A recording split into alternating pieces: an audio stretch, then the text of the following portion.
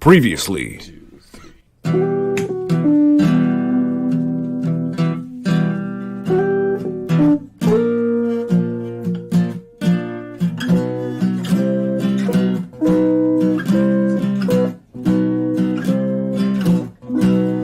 X-Rated, the X-Men animated review show. Transmitting coordinates.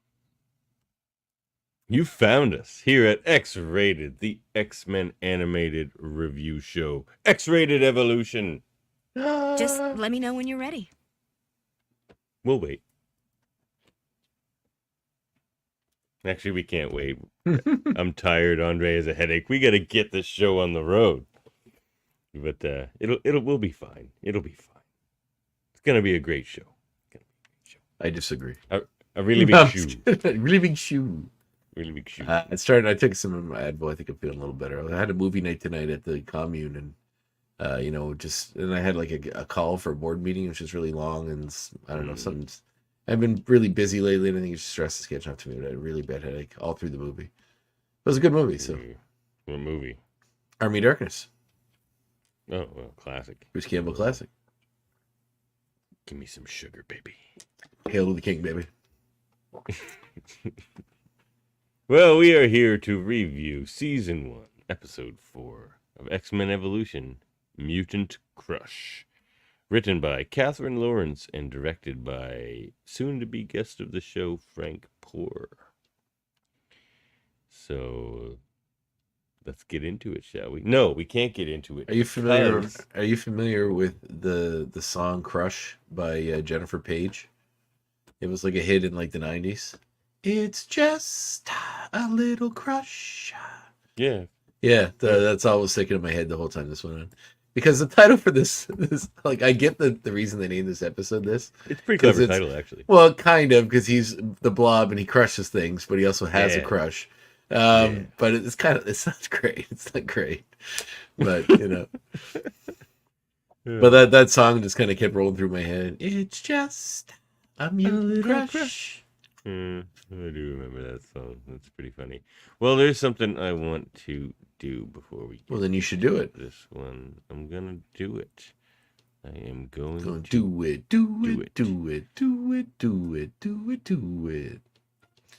can do it. Put your back into it. What are we doing? We're gonna rewind here for a minute because I forgot to give out directing and writing credits for the first 3 episodes. You That's son of a something I like bitch! to do with these episodes, so I'm just gonna do that right now. I'm gonna slap you with the ring side of my hand. What? I can't even do it back because I lost my ring. Well, I took my ring off, but I'll put him back on. And I'll slap the shitty with him. God damn it! Oh well. You in what army? This one. No, I'm just kidding. All of a sudden, the door busts open. Cats. A bunch of cats. I have an army of cats too. We'll just go to war. That's right. You want to go to war, Balaki? So episode 1 was Strategy X, directed by Frank Poor, just like this episode we're about to review. And story written, funny enough, by Avi Arad. Oh, wow. Really? And Rick Unger. Wow. Teleplay by Bob Forward. That's interesting. Yeah, Avi Arad, I've never seen him have a writing credit before, not that I've noticed. And then episode 2 was the X Impulse, directed by Gary Graham. If you click on anything, it takes you to Gary Graham, the actor, but that's not the same Gary Graham. Story by Greg Johnson and Rick Unger, and teleplay by Greg Johnson. And episode 3, The Rogue Recruit, directed by soon-to-be guest of the show, Stephen E. Gordon. And former guest of your show, Andre, Stephen E. Gordon. And written by Simon Furman. So yeah, I just wanted to give those credits out there. And that's how it goes for this entire first season as far as the directing goes. It goes, poor Graham Gordon, poor Graham Gordon, poor Graham Gordon. Oh no, there's a Boyd Kirkland thrown in there for an episode. But other than that, it just keeps doing that, going back and forth between those 3 in order. Nice. All right. Now we can get into it, unless you got something to say to the people or anything. Something to say to the people. No, I'm just happy to be here. No, my headache's starting to dissipate a little bit, so I'm feeling better. That's good. Feeling better. How about you? How's life in Daventown? Oh, I mean, it's been a stressful day, but other than that, it's good. It's Halloween. It's my favorite time of the year. So It is one of my favorite times too. yeah. Are you doing I'm gonna anything? try to- Have you done much to get Halloweeny? Well, I mean, put the Halloween stuff up. Yeah. Been watching Halloween things, Like what? Haven't been able to get many horrors in really. It's just been Well, those are watching the kids' Halloween things. stuff. Well, I've been watching kids' Halloween stuff with the Alright. youngins, you see. Yeah, what? Hocus Pocus? Yeah, yep, That's that a good one. Casper the other day. She loved that one. Remember the old Ooh, that's a Casper really good movie? one. I do remember Casper. That's a great Yeah. movie. Yeah. So she likes that one. But yeah, so mostly that kind of stuff. Ooh, that's Gonna nice. carve the jack-o'-lanterns here soon this week. Oh, Jen and I did I'm that gonna try to yesterday. take the 3-year-old into the haunted house down at Alderney Landing. So we'll see. Jen and I did the Jack-o'-lanterns the other night. It was fun. I saw your pictures. Very good. Nice. Who did the double-sided one? My wife. Yeah. See who got the brains in the relationship. That What do was you pretty Yeah. fun. No, yours was good too. Very scary. Very booky. Thank you. Well, I mean, I am a designer by trade. It's even my pumpkins need to have some kind of a flair. I don't like to talk about my flair. No. Do you have enough piece of flair though? I mean, you have the minimum amount of flair, but you always have more flair. There you go. I have a little Jason Wolverine one, flair there. A little out of the way. Can't reach it. I got a Halloween shirt on, so I'm doing enough. That's a good Halloween shirt. Yeah. I have another one that has like a day that's kind of like Mexican Day of the Dead one with like skeleton playing guitar. Pretty cool. It's late, so I'm in the robe. It's a nice robe. I just got back from movie night, so I had to run off. Do you have any tattoos, Dad? I don't think I've ever seen you. I Nope. just look at myself when I do this and in the thing, and I'm like, I got a lot of tattoos. No. Oh. It's like in Magneto, never shall the ink touch my skin again. Well, he had a valid reason because he's in a concentration camp. What's your valid reason? Were you in a concentration camp, Dad? I have trouble concentrating. No, okay, so that's the problem. That's funny.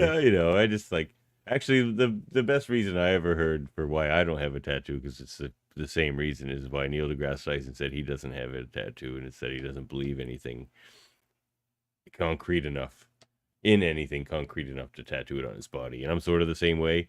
Why do you have to believe in something to get a tattoo of it? But I mean, what would it be? Something you What would I like, wanna something that's ta- cool, what would I something wanna ta- unique. What would I want to tattoo on How much myself? thought do you think I put into all these? I don't know.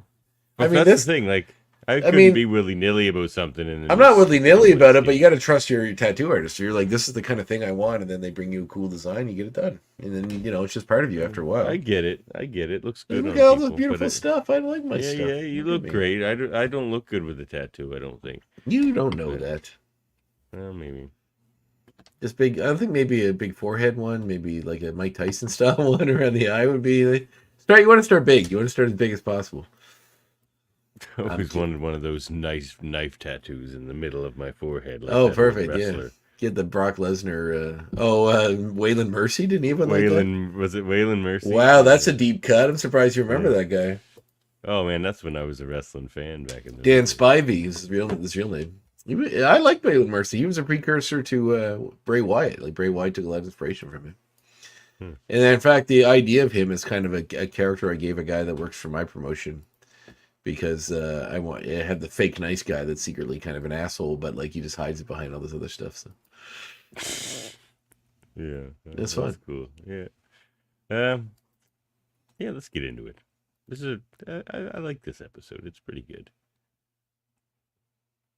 It was funny to get sound clips from though, because it's like a lot of grunting. There's a lot of grunting and yelling and screaming.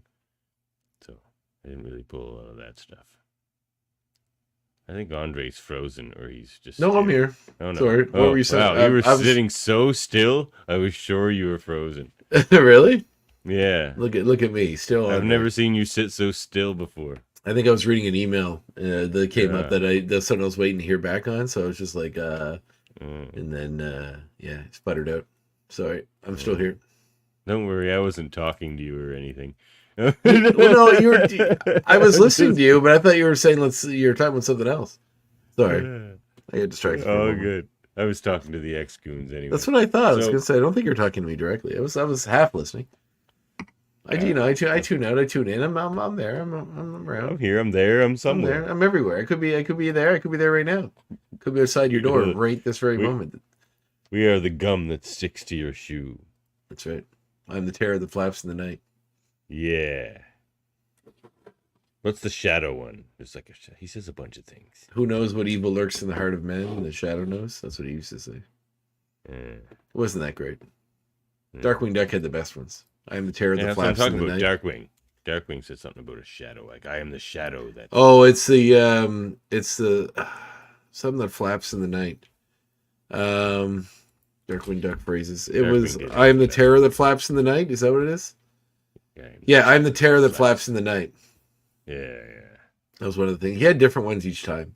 He'd always say like I am the sticks to sticks to your shoe. You know, I'm the alarm that doesn't go off. Duck.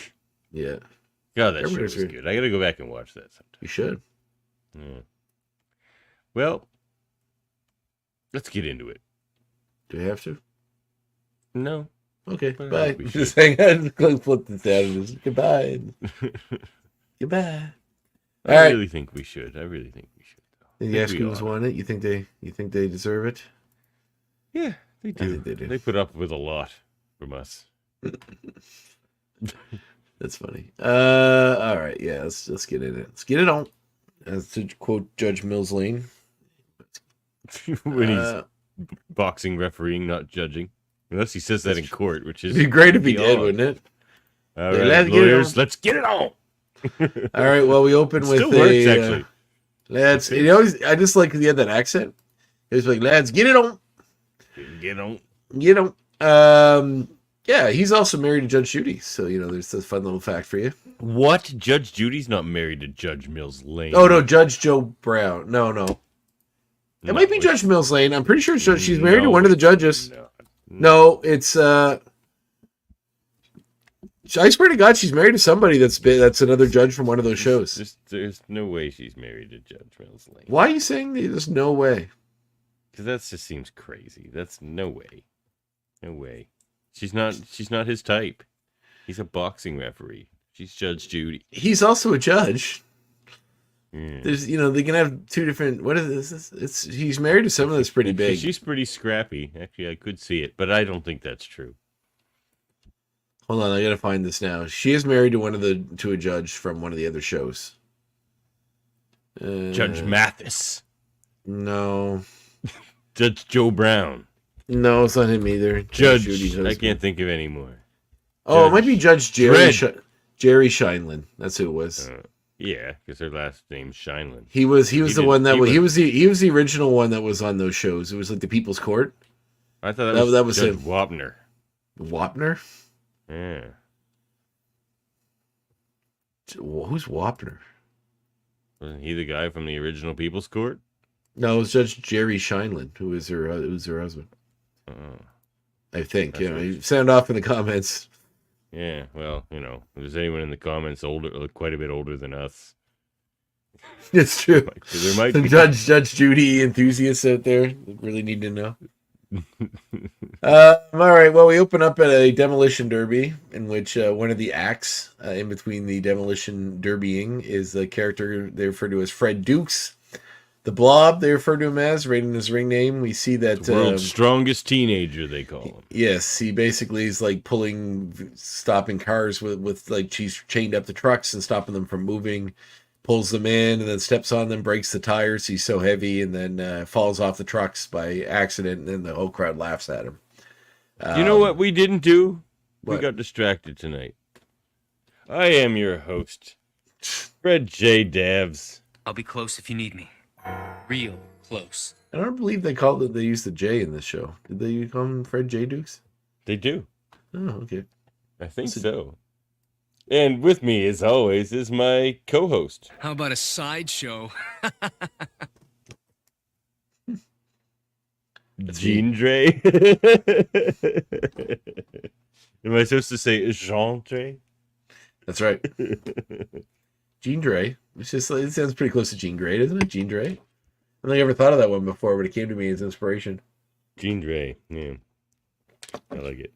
Was Man, I've never forgot to introduce us before, I don't think. Yeah, sure. they should It's know been a us. heck of a We're not day. getting- It's been a We're heck not of a getting day. new people. We're like in a old relationship with the X-Goons. We're like they're we've been together so long they're thinking about going outside the marriage, if you catch my drift. I think they already are. I think You think they'll listen to other podcasts? I think they do. After we gave them the best years of our lives. The best 2 years. Yeah, of our lives. Yeah. All right. So Fred's so upset that everybody laughed at him that he's punching holes in the walls of his dressing room. Oh yeah, while he was anger issues. While he was performing, we saw that he was being watched by Mystique, Principal Darkholm, and Jean and Wolverine. So he's punching holes in his wall, and then Jean and Wolverine are gonna go. I like the Jean's little cowboy outfit. Like Wolverine's kind of makes sense because he's at like this demolition derby, but Jean's got like a fringe jacket, cowboy hat to go along with it. Yeah, it's pretty cool. I got a picture of that actually. Yeah, Wolverine definitely seems taller in this version of the Thing. He's basically the same height as Jean when they're standing beside each other. Not when they're standing, but yeah. They just were standing beside each other, and they're about the same. They're going for the whole like half Hugh Jackman, half biker Wolverine from the 2000s kind of thing. I don't know. The thing I'm warming up to the slowest on this show is Wolverine. Actually, everything else I'm kind of digging. Actually, he's not really fully fleshed out. Really, he's kind of there. Yeah. I mean, he's cool. I mean, it's still, like I said, the show just started. I like him better when he puts on the costume. Actually, he feels like he's cool in the costume. Blob later, but he is cool in the costume, I must say. Yeah. So one sec here. I gotta delete something. Delete that. All right, yeah. So he's deleting emails again. We're talking to the X-Goons. No, I'm not deleting emails. I'm deleting an order I had on the internet for something else. Okay. So he so yeah, then as Darkholm was going to speak with him, just as Jean and Wolverine approach, she closes the door so they see that she's talking to him, but I don't know why they don't open the door. It just seems like they're like, we must respect Mystique's privacy. But there's a lot of like, just like, who's going to get to him first? And there he is talking to Mystique. I feel like there's a lot of like assumption required in this show. They're like, when they just say, "Oh, that's Mystique," we're just supposed to know who Mystique is, and I know we do, but as far as like, well, they've done the slow roll intro about her powers and stuff in this series already, kind of. Well, yeah, we don't really know anything about her, per se. No, we know she's like the principal. We know she's a shapeshifter, and we know she's working for Magneto. That's what we know. Well, in theory, we don't even know who Magneto is yet. He's just been a shadowy figure. I mean, we know he's Magneto. Now you're pushing it. Everybody knows. Everybody knows. Yeah, I get that. But anyway, so then we see her giving Blob, getting him to enroll in high school, so she keep an eye on him, basically. He goes out in the hallway, and I think some girls walk by, and there's something. Oh yeah, that's right. There's some. If anyone laughs in his vicinity, yeah, anytime anybody laughs at him, he gets really upset. Yeah. Or not even at him. He's just like, he just assumes any laughter is at him. It kind of sucks, man. Like there's a sad aspect to his character. Oh, for sure, yeah. It's funny because like for the last time, getting out of here for good. I feel like they're really playing up like the dark and like the Batman '90s cartoon where all the villains had to be somewhat sympathetic, but like it's not nearly as well done as that because it's just like teenagers. Like you don't get a guy because you have to make it fit within a teenage narrative. Like they're short of going really dark with like them being abused or something. You can't do much with having them be fucked over by the world because they're still teenagers. Well, what they're kind of doing, and I sort of have an explain about it later. They're just like they're the awkward teenagers, the Brotherhood. Like the X-Men are all like hot. They're all like good. Yeah, but it's sadder because they like they might not have turn to the life of the crime if someone had just listened to them or understood them. Yeah, right? exactly. And not try to manipulate them like Mystique. Like it's in a way, like Xavier's not doing a great job at this so far in this series. Yeah. Like I feel like he probably could have took them all under his wing, but like for a couple of them, he's just like, "Oh, we don't want that Toad kid." It's like, what? I thought you were like this understanding mutant teacher Nope. guy. Like you just wrote true. off Toad in But one he's kind of episode. icky. But he's kind of icky, so let's not bother with him. Yeah. Just leave him on. That's He'll be pretty funny. fine. He'll be fine. Let Mystique have him. Yeah, don't need he'll that. be fine. So that's really funny. So anyway, he tries to get directions on how to get to class from like a local jock who makes fun of him for being like saying he's lost his way to the freak show. He gets upset. As you see, he has a short temper. He picks up a locker and he's pretty much ready to crush the guy with the lockers until Jean stops him and introduces herself, and he begins to form a little crush on her. So like all these kids, human kids, know they're going to this school with all these mutant kids, like, right? Like it's like they keep showing their powers to them, and like That's pretty it's all unclear just at this point. accepted. That part's all kind of murky. I agree. Like what's going on here? Like how accepted are mutants? How out are they in society in this world? Our view of this world is so isolated to this school so far that it's just slightly confusing. Mm-hmm. So hopefully that gets fleshed out a little better. Yeah, I get that. We've So had then we very see, few scenes even outside the school, really. well, it's all a little vague on like how this is all set up, because like the last thing was like Rogue doesn't have a memory of what happened, but then we just see that she's in the same class with the other X-Men and remembers that they tried to attack her, but doesn't remember anything else. So like she just got the memories taken enough to make her not like them, but not enough for her to be really scared of them. Like she remembered them as actually like Wolverine, like slicing at her door and ready to kill her. And then she's like, well, Storm yeah, Storm too. So she's like, just very vague, which is, it's like you said, it's finding its footing, I guess, but it's, Yeah, let's see where it goes. so anyway, we see Rogue is getting assigned, they're assigning theater partners in class, so they have to work together. We do meet Scott's friend again, whose name is Paul. It's not his Yep. brother. His name is That Paul. was going to be an X point, too. Yeah. Paul Not Hates Havoc. is his name. It's Paul. Oh, really? We get a last name? Where did you get the last name? It's on the wiki. And it's Hates? Haits. Oh, okay. So I think he's just going to go human. bad. His name's Paul Hates. He's going to end up hating mutants. He's going to be like the Cameron Hodge of this world. And basically what I just read when looking up some notes about Paul Hates is that no, they don't know they're mutants. So because that's a revelation later. So Then how did he think Blob picked up the lockers? Just a strong he's guy. Just a big dude. Just a big dude. Big strong dude. And like Cyclops shoots his blasts off a lot.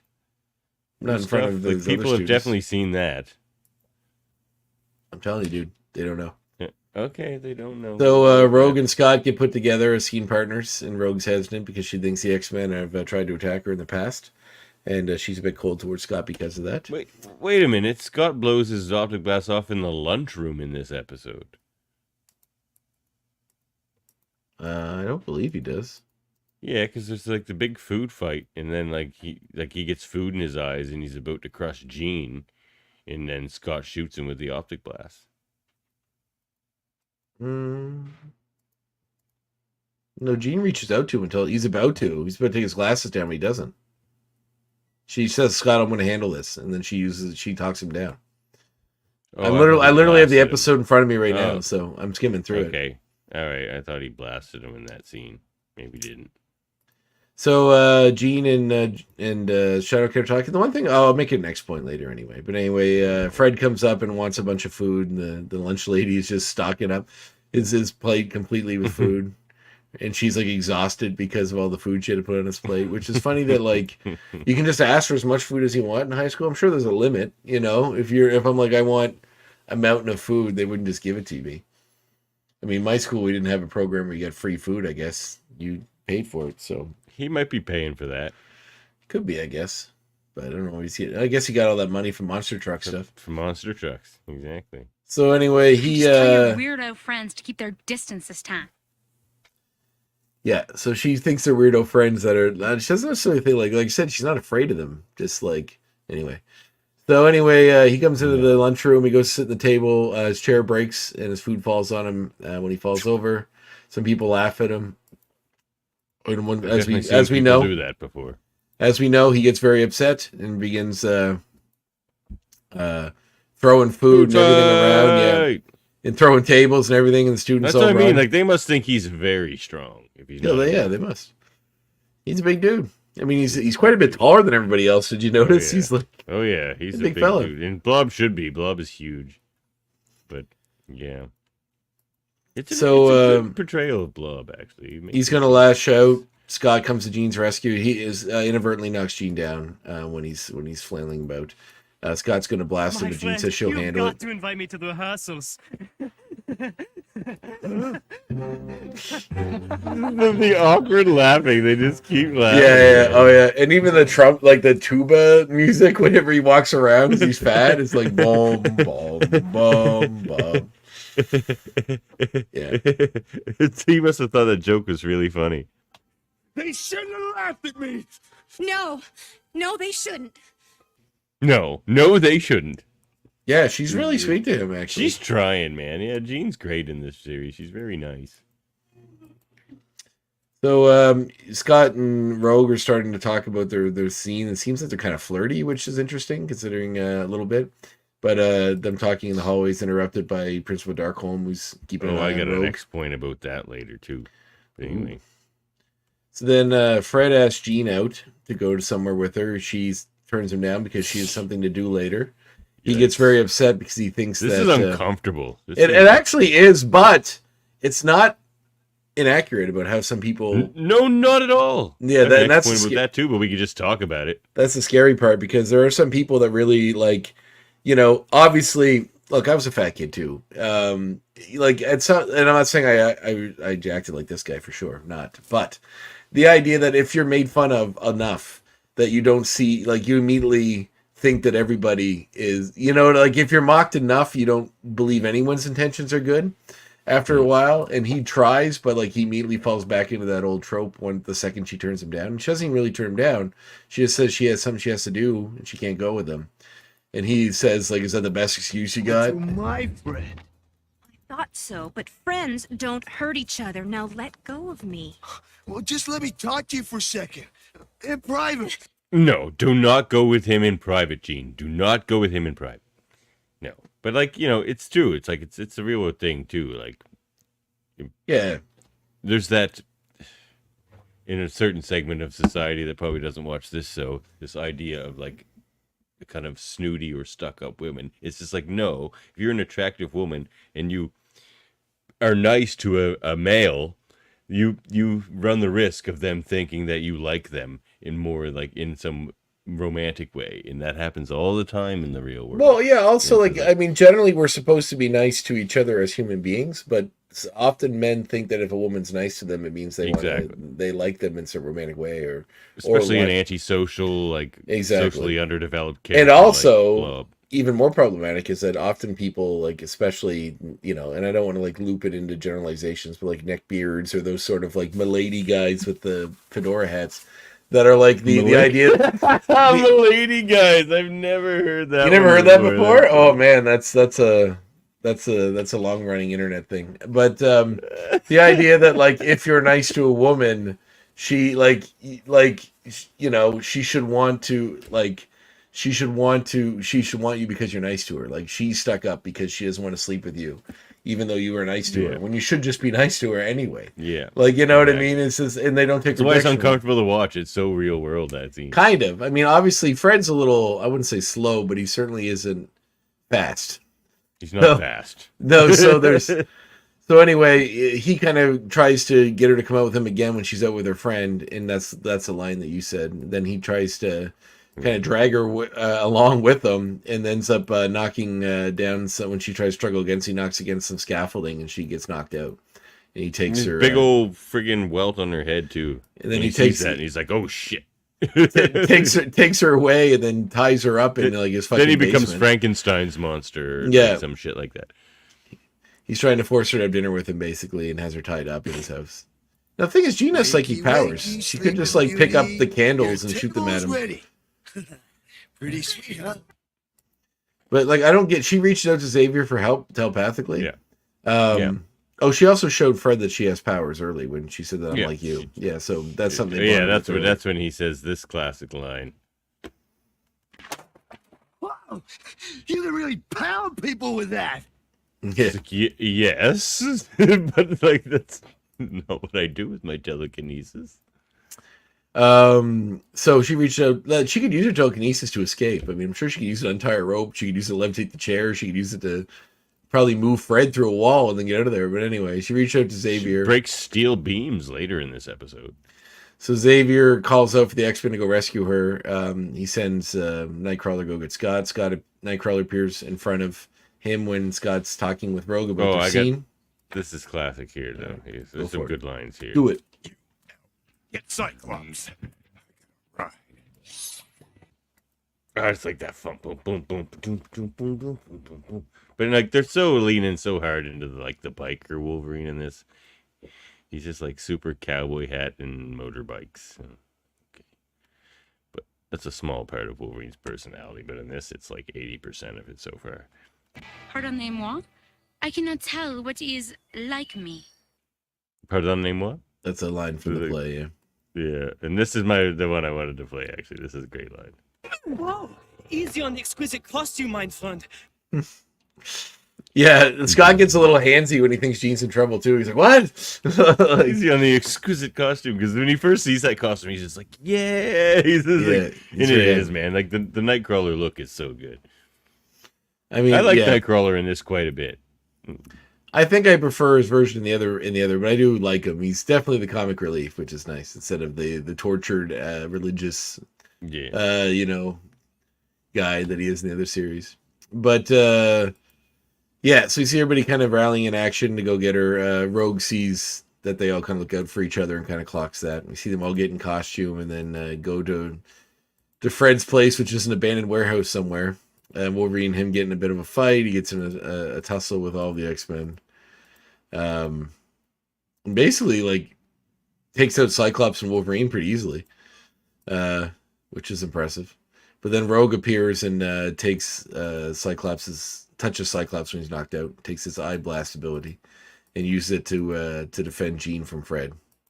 Oh, man, have you been hearing all these voice clips? Because I just No. realized that settings clipped on again. A little bit, but not. It was coming through, but it wasn't as crisp as it normally is. That's probably why. Oh, no. No, we could all hear it. We could all hear it.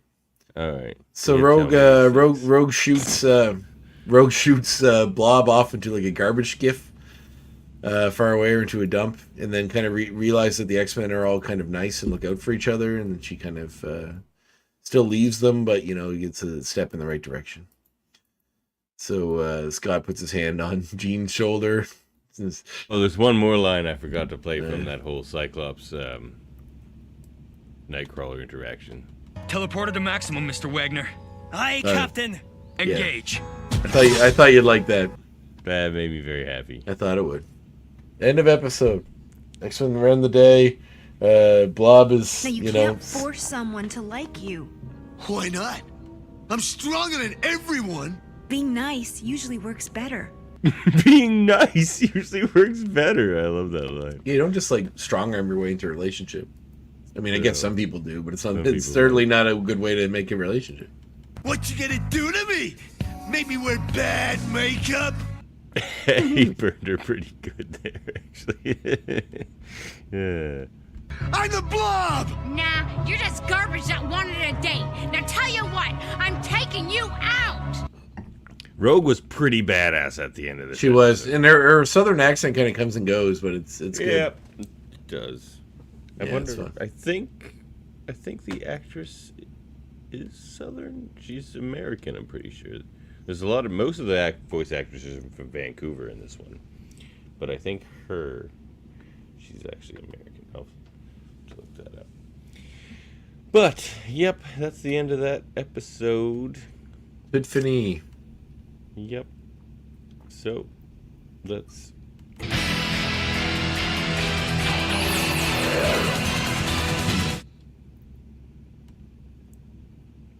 Ratings from 1 to X. You first. I mean, it's a fine episode. I like the Gene and the Rogue and Wolverine stuff. I like that Gene was sweet with them. At no point did they ever say, Gene and Blob stuff, you mean? Yeah, that's what I meant. Sorry. At no point did Gene ever say like, "Oh, I'm just trying to be nice to him," or "I don't really care about him." So like, you get the idea that she may actually have been interested in going a date with him or something eventually. So like, maybe she actually isn't that superficial. Like, so it was nice. It was actually really nice. I don't know. I think she was just sort of like being. At no point do they say that. And trying to bring him over to the X-Men. At no point do they say that though, which I liked. Which I liked. I thought it was nice. I like that as well. I mean, I'm not questioning the Jean character. She seems to be very genuine in this. Very nice. What did you give it? Oh, 8. 8. That's high praise. So you liked it better than the last episode? Yes. I did too. I'm gonna meet you there. I think we're in agreement. Oh, so we might be quite aligned on this show. We'll see as we go along. And this show so far, I know, right? No controversies yet. So, the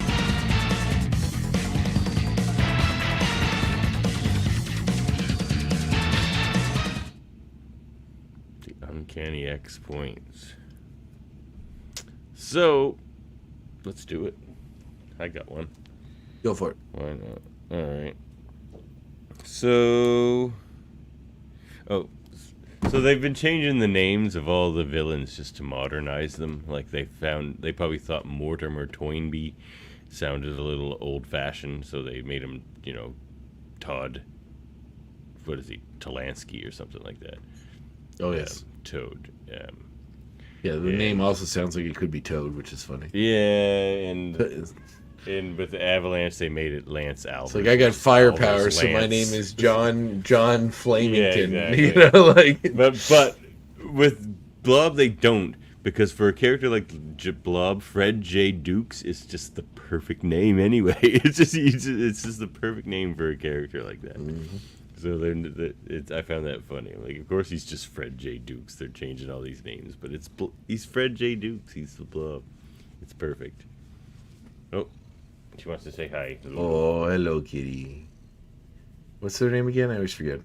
Lulu. That was her name at the SPCA, and it was a cute name, so we kept. What a great kitty. Yeah, Oh. So, yeah. This episode was originally called, it was originally supposed to be a two-parter called The Adventure Continues. And the title The Adventure Continues? What a terrible name. It's like so generic, it says nothing. The title that they end up going with that doesn't just refer to Blob's powers, it also refers to his crush with Jean, but it also refers to the start of Rogue's crush on Scott, which I guess is going to play into this, which is going to play into the series as we go along. So that segues into my next point.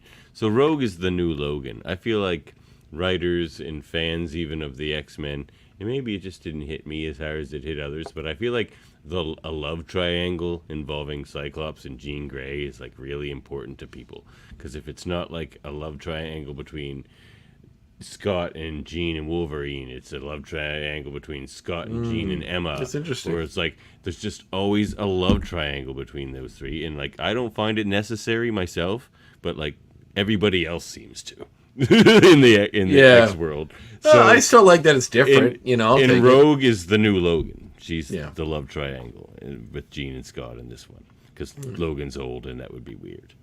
I like it. It's different, so I'll take it. I'll take it, but it's just like, why the obsession with that love triangle? There's more to Jean Grey and Cyclops than just like that, But so that's a bit of a difference. Oh no, it was working so well. We did so well. We almost made it through a whole episode without it.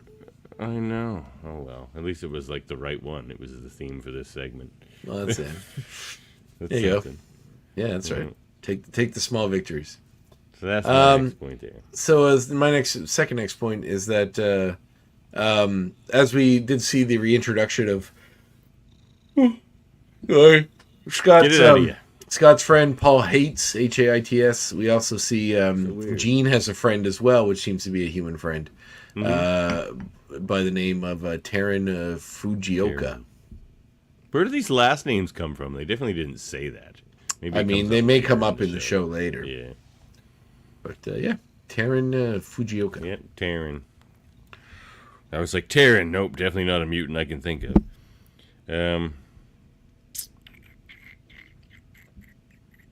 Okay, Wolverine's too fragile in this series so far. Like, Blob just kind of throws him against a wall and, like, jumps on him for a minute. And Wolverine's unconscious for, like, a super long time for Wolverine. So he's a little fragile, and it's a hard thing to write, I guess, sometimes. Like, they don't want him to be the MacGuffin in all of these fights with all these, like, younger inexperienced characters. So they're going to try to find ways to get rid of him. I find like that's going to be a thing. We'll see.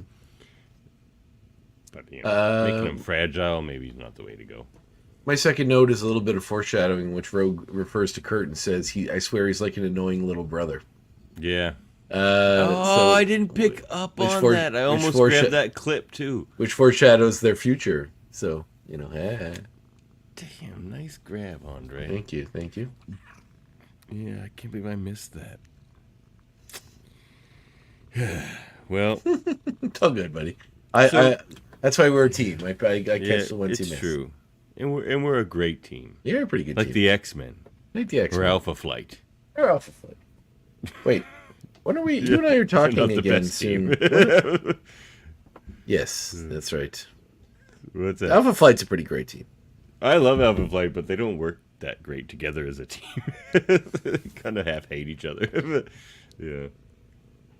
Because they're sort of like forced to be there, at least in the early run. Like, but all right. Well, my next one. This series, like every series, has its audience surrogate. In TAS, it was Jubilee. In this one, it seemed to be Kitty, and it is. But this series actually seems to have two audience surrogates, depending on, like, I was younger when I first watched this show. Like, show's a little bit geared towards, like, you know, the teens, young teens.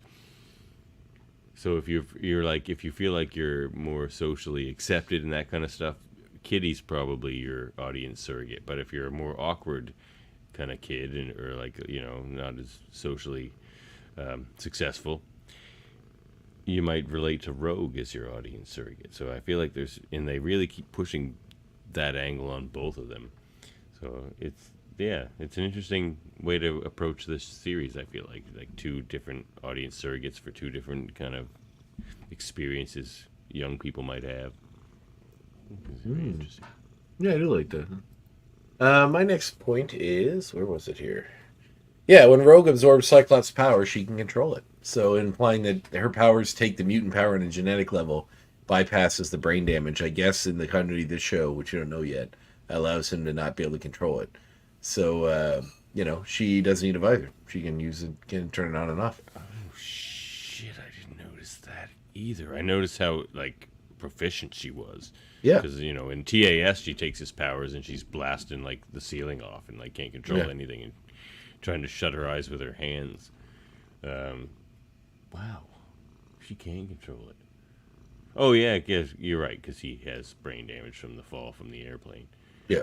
Yeah, interesting. So the old series, how formidable would Cyclops be if he didn't fall out of that airplane? Well, it would certainly, whenever people want to incapacitate him or take him off the board for a little while, they usually just like fuck up his visor or take it off or do something, right? So it would certainly give him.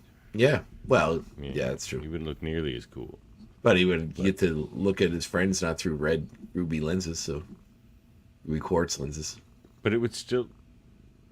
Wouldn't everybody still look red to him? Because it's like still all that red energy. Like, weren't his eyes portals to another dimension now in some stupid extra continuity thing? Yes, they're portals to another dimension. That's not fine. Why? What's wrong with that? Why does everything need to be? I guess it's comics. They've been around for like 100 years, so everything eventually gets done to death over and over again. But it's just like, why does everything need to be something? Why can't he just have I-beams? Why do they need to be fucking pocket dimensions of other universes? And Because we like more explanation in our comics. Like, it Well, doesn't have to be. I think it's just writers are trying to make their Before own it was stamp on solar it. stuff before, but like I like some sort of explanation for things. Yeah, well, it's just They you just know. they just try to get. More It's a and more really intense with the convoluted, weird explanation. one though. Like it's you Yeah, know, they do that. Like as they try to update, they usually get more. It's like what makes more sense to just like that your mutant powers are your eye beams are a byproduct of your mutant powers that just make beams come out of your eyes, or that your mutant ability makes your eyes turn into portals to another dimension. Like it's just wild. All right, so my last X point then is so this whole recruiting thing makes me laugh a bit. So Mystique is doing all these recruits, and Xavier's doing all these recruits, but they're recruiting them to the same place, regardless of who wins the recruiting mission. They just send them to this high school. So it's like Yeah, but I assume they're still helping them outside of it. yeah, I mean the X-Men are living at the mansion. I did forget to mention that part of the it's pretty episode funny. was a training exercise with Shadowcat and Nightcrawler before they found out Jean Grey was in trouble. So they're training them to use their power stuff. Although it was around the same time that Jean was at school, so why aren't the other two at school? They're training back at the mansion. Maybe they had a free. No, maybe so. I always forget about that. I didn't have a lot of those in middle school. No, in high school you don't get many. I had one. Yeah. Just go to the arcade. The arcade was across from the high school, so that was cool. Go play WrestleFest. Remember WrestleFest? Oh, do What I a ever? great arcade game. I put a lot of quarters into WrestleFest. And the G.I. Joe game, that was fun. Well, my final point is we see the school jock that is mean to Fred and caused him to freak out at the beginning is Jean's ex-boyfriend from the first episode, or future boyfriend. I don't know if he's next. What? He's listed on here as Jean's ex-boyfriend, so maybe they date later. What? Yeah, I don't know, but he's a human. Maybe. Duncan Matthews is his name. So Okay. he's male, blonde, green eyes, and 5'11". Much shorter than Cyclops. He's Yeah. not going to win. Well. All right. That was some fine X points. So. Okay. That brings us to this wonderful segment, doesn't it? Oh. I suppose I should unmute. Hey, check it. Hey, check.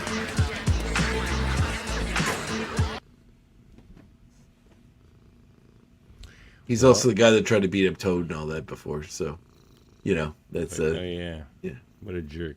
Though, in that case, Toad was robbing people and he was trying to be altruistic. I mean, yeah. I mean, he was still. it's He not really quite the just wanted same to if beat it's up- just an excuse to beat up somebody. Yeah, I know. It's like a way to ruin your altruism. Yeah. Hey, check it. This is our comic reminiscences and recommendations. Well, I'll go first because, as often it kind of ties into the characters in the episode. I'm gonna go with Uncanny X-Men Volume 3, Number 20. By Brian Michael Bendis and Chris Bacallo. Ooh, I like Chris Bacallo. I don't hear about him very man. often. Oh man, well he did some great Spider-Man too, right?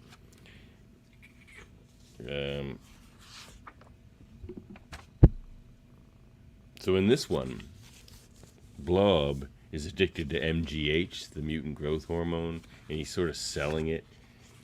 So it's a pretty cool Blob comic. Like he wears a cool Blob's a Hawaiian drug dealer shirt. now? Yep. Interesting. Like look at his eyes.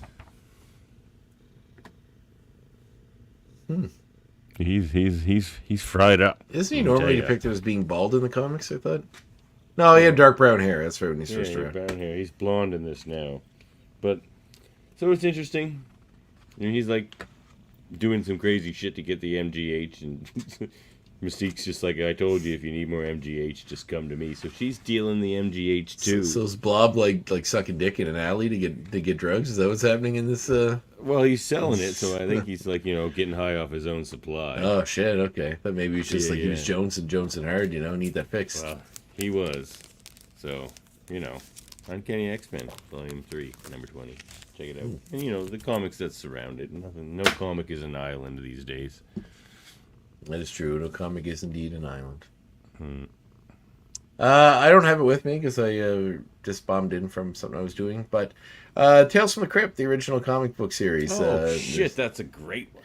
Read some of those. At String Adventures, they have some nice collections that collect like 5 of the issues in one, and they're in color in the old newsprint feel with the letters pages and everything, and the ads still in it. So it's a really kind of fun throwback to the original comics and to kind of experience it closer to what they were like when they first came out. They're a lot of fun. The Crypt is bad. They were good stories, too. Yeah, the show was fun, too, from, if you want to go watch the old HBO show, which is also great. Oh, my God, not again. We're cursed. Why are we cursed? What's this wee business? You got a turd in your pocket? I have a kitty on my lap.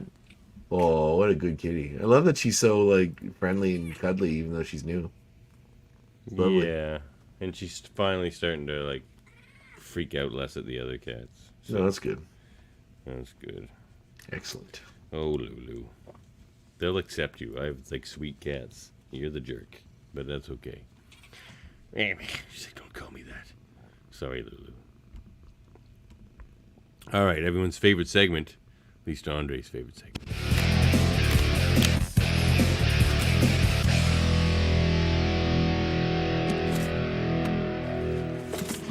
What are we doing in the old AV club tonight? A good question. I watch a lot of horror movies, so and it's Halloween, so I definitely gotta suggest a horror movie for sure. That's a good idea. But let's take a look at what I've watched recently and see which one I think specifically you should watch. Do you know who Guy Madden is? Did you ever, like, he's a Canadian filmmaker. He makes really weird art housey type films. They're really throwbacks to silent films. They're often black and white, and they have title cards and people talk and stuff.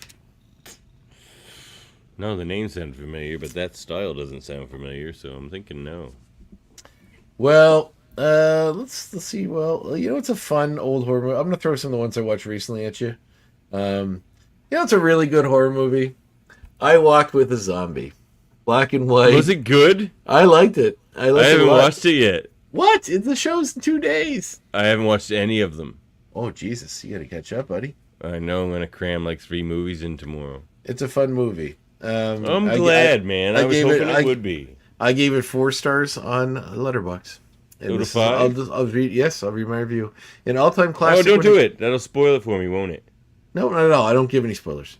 Okay. An all-time classic when it comes to creating an environment of permeating dread and beautiful cinematography and haunting music. A product of its time, movies like this were key in displaying the elements we use today to make effective horror films. Oh, Murphy's gonna hate it. Oh, probably. But it's really, really good.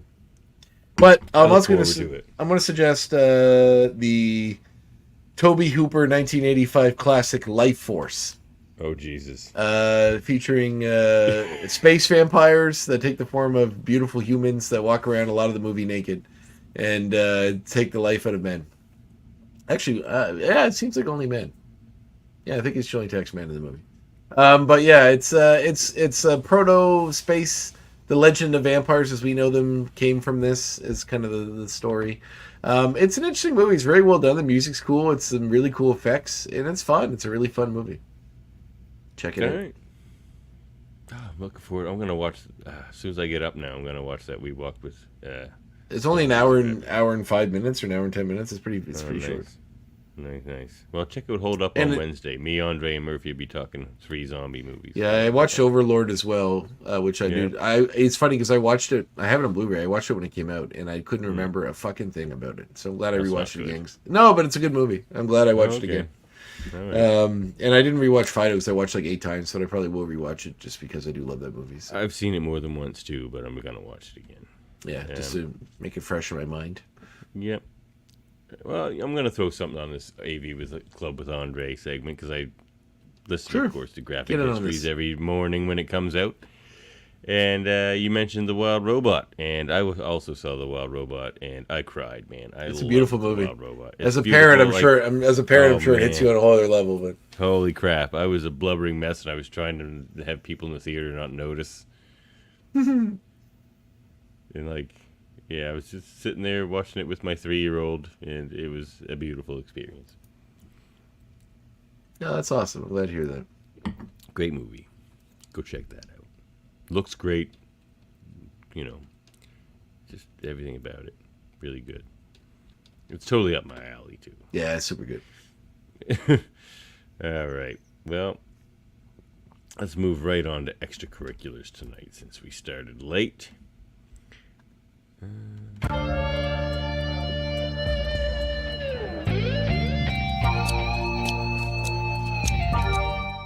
I want to say I'm so corny. That's like some Ernie Isley friggin' Benz there. You're like, go. You know what? Go listen to the Isley. Sounds like it. You Sounds don't like listen an to the 80s Isley Brothers. porno You're movie. robbing yourself. Nah, go listen to the Isley Brothers. Porn Bens are beautiful in funk and Great R&B funk. music. Great porn fun. Extracurriculars. All right, so here's what we're gonna play tonight, Andre. We're gonna pick another superhero team. It doesn't even have to be Marvel necessarily. And we're going to cast it entirely with X-Men. Okay. Or mutants. All right. I'm going to pick the Midnight Suns. Oh, you're gonna take a team and recast some mutants. Okay, got it. Yeah. I'm going to choose the Midnight Suns. And my all mutant, probably maybe even all X-Men, Midnight Suns team is going to consist of Magic, obviously. She should even lead the team. She's not like a great leader or anything, but like she's the most Midnight Sunny. And I don't want Wolverine on the team, so also X-23 on the team. And Jubilee, because she used to be a vampire. So she should definitely be on the Midnight Suns, because she knows, she'll have all that insider vamp knowledge if they're fighting Dracula or something like the Midnight Suns do. And she has a son who turns into a dragon. That doesn't hurt. And you gotta have some like freaky, weird looking. You know what? Nightcrawler could be on that team. He's Nightcrawler. It's the Midnight Suns. The night is midnight. We're gonna put Nightcrawler on the team. You know what? He's leading the team. Nightcrawler's the leader of my team. Midnight. Oh, I love this team. I want to write this book now. And I need somebody else weird looking, like Glob Herman or something. We can put Glob on that team. What's Glob's actual powers?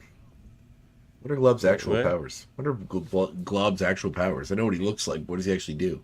Does he like melt things with his globs? His globulus? No. I think he's just like strong or something. Good question. It's been a while. But I've never seen him do like melty shit. I think he's just like strong and like impervious to a lot of stuff. But yeah, have to check that out. But maybe not Glob, but somebody else weird looking, but not somebody useless like Beak or something. Oh my god! All right, well. That's on to you. I'm going to go with Glob Herman as my last member then, just because he's freaky. He's got that skeleton look. Oh, that's tough. Yeah. All right, I want to go with the Avengers. Okay. I'm going to cast Beast. Who's leading your X-Men Avengers? We didn't have to pick a leader, did we? Yeah, I had All right. Nightcrawler leading my team. Okay, Namor. What? He can't lead a team. Namor Oh my God, will your lead team it. sucks. Beast. It'll be made up of Beast, Namor, Scarlet Witch, Quicksilver, Oh my God. Sunfire, Havoc, What? Rogue, Cannonball, Wolverine, and Firestar. You picked all the dicks and you're putting... Well, Firestar's not a dick. But, like, you picked, like, 6 people that could never get along. Your I team picked is a disaster. and Storm actually as well. So, Oh, well, Storm's the leader of that team then. yeah, Not Storm would be the Namor. leader. Storm would be the leader. She wouldn't listen to Namor. But those paying attention may notice that I took the easy way out because I picked all X-Men that were also Avengers. So You did. yeah, that's, In like, but like Wolverine never should have been an Avenger. yeah, I know. Spider-Man should have been either, really.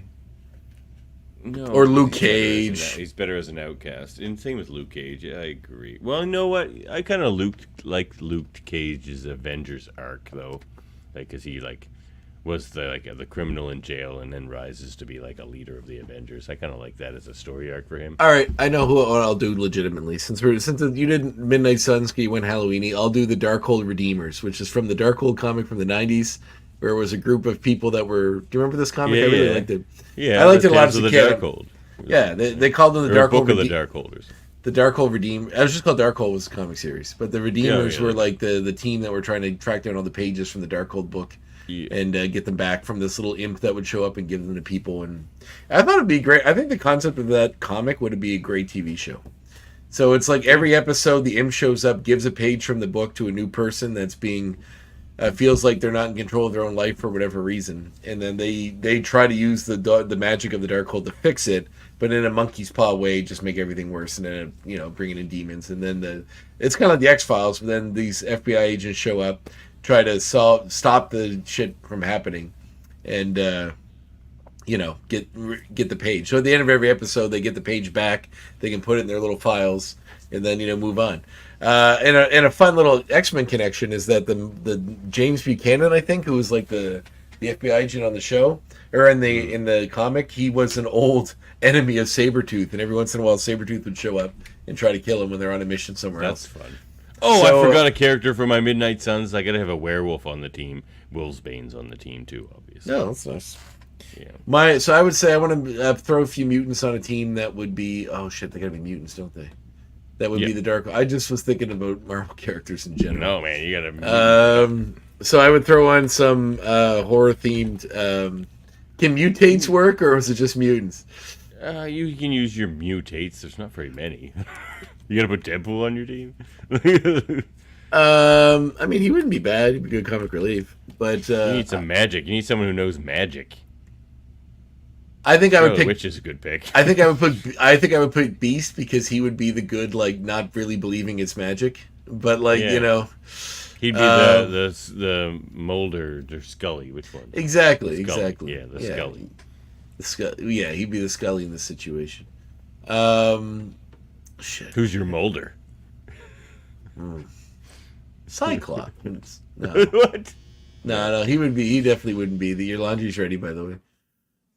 It's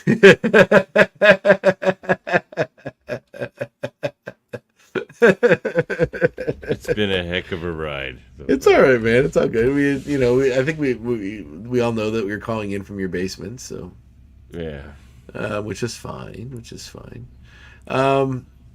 Because you already picked some cool guys. Who's the girl from? Well, we picked similar teams now, so you need to kind of almost like steal. No, the girl from Ecstatics, Dead Girl, is that her name?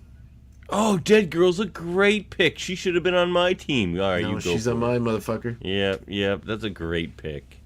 Oh, So, she should have been on my Midnight Suns. Beast, Dead Girl, and she's like the fun character. There's only like 3 or 4 of them. Montesi was like the woman that was kind of like the.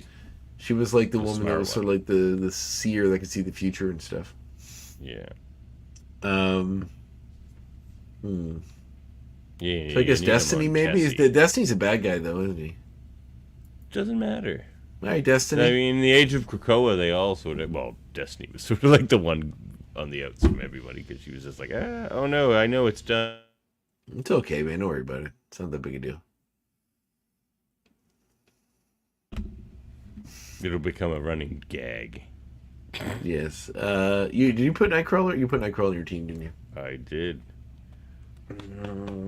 Destiny wasn't a bad pick. For like a Montesi type character. Or like like an Ava Bell. Oh, who's that character? Who's the name of that new character they introduced that was like Ben Reilly's girlfriend when he was Chasm? That she has like switches masks. That's not mutant power, is it? No. No, he was like, wasn't he with somebody? Like when Ben Reilly turned into a bad guy in Spider-Man, he was like tentatively connected with like Rachel Summers or somebody that was like a bad guy. Not Rachel, Madeline Pryor. Oh, Madeline Pryor. Yeah. Oh, she's a good pick. She's All a right, great pick. I put Put Maddie on your team. Dead Girl, Beast, Madeline Pryor, and I need someone that is like kind of a. What was Terror Inc.'s deal? Was he a mutant? No. No, I liked him. Yeah, I keep trying to like sneak in other people that aren't actual mutants. We can give you Terror Inc. No. Oh, Phantom X. He was on the Deadpool core. Let's put Phantom X in there because I like Phantom X. And he's a mutate. Sure, why not? He's a mutate. I'm taking it. He knows weird shit. That's right. That's fun. I like our teams. I like that we managed to pull all the kind of dark and spooky X-Men out of that. Yeah. I'm sure there are more than that we could probably work on, but you just pick the zombie version of one of them from the zombie universe. Ooh, I have much to teach you.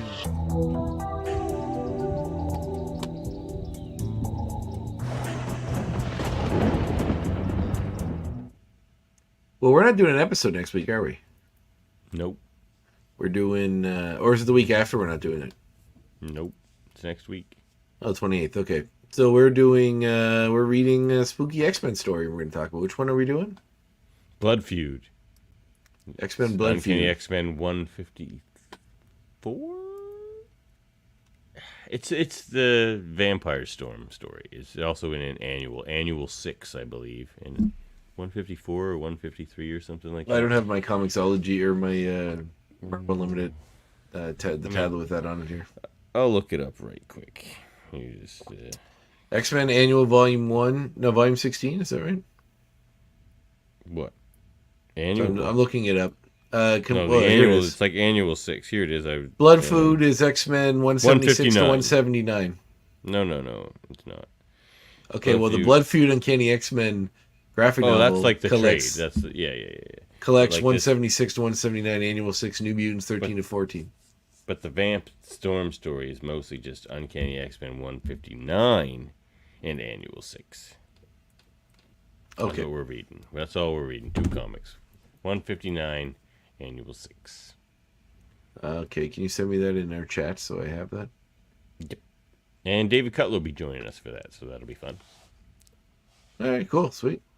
Yeah, we'll have a little Halloween party. You, me, and Dave Cutler. That's right. Yep. Dashing Dave is always appreciated to have on the show. Dashing Dave, we call him. Mm-hmm. Mostly because he loves dashes. Yes.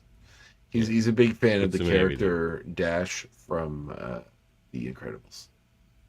Or that B canon Star Wars character Dash Rander.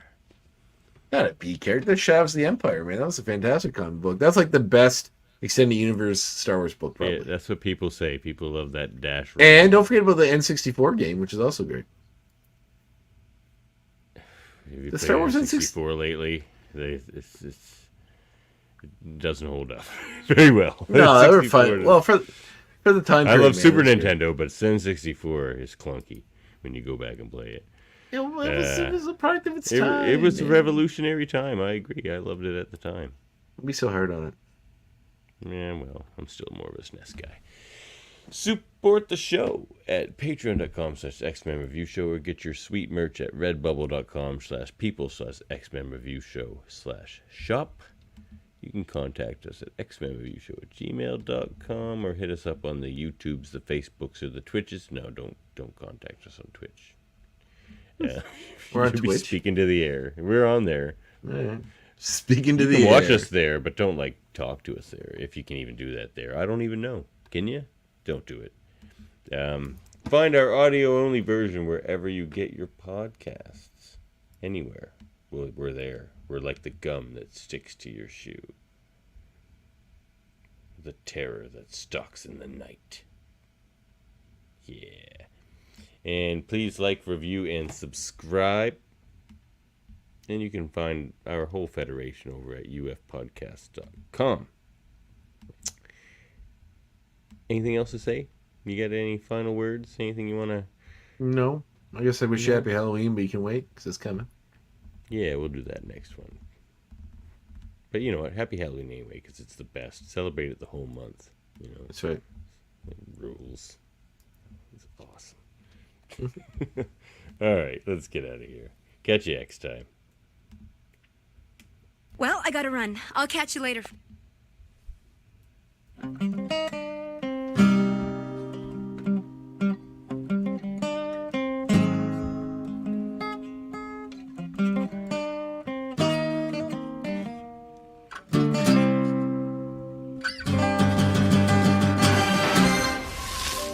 Beam up some Star Trek content with Live Long and Podcast. Tune in to X-Rated, the X-Men animated review show. Artistic interviews with graphic histories. A roundtable movie discussion with Hey, did you see this one? And movie reviews with Hold Up, a movie podcast. And while you're at it, spin a few records with Eamon on Track. Watch us duke it out on trivial debates. And let's chat about TV with the Super Mater Brothers. It's all here on the United Federation of Podcasts.